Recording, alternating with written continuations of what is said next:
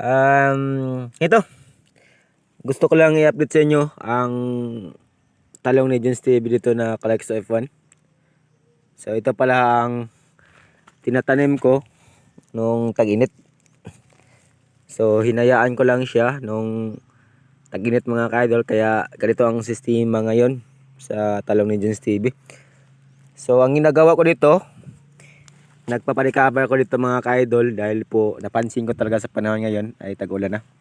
So nag-aabono ako ng triple 14 at saka urea. So ito lang muna ang ginagamit ko mga ka-idol para sa aking mga talong. So ganito mga ka-idol. At yun, nakita nyo naman, ganito ang sistema sa talong ko. Ganito ka maliit ng dahon. So yun, nagpaparecover ako dito. Nagbaka sakali idol na makasupply ito ng magandang bunga pagdating sa panahon.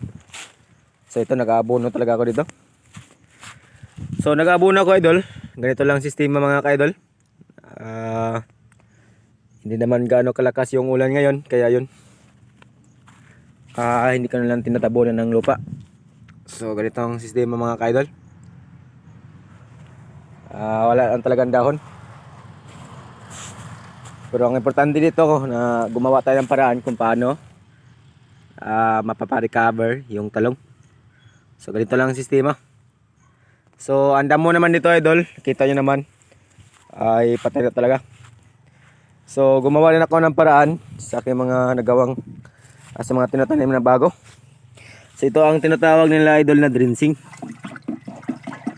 So yan, yung tubig estimate ko lang po sa area na tinataniman ko idol na ano. At ito ang sukat ko bawat isang puno.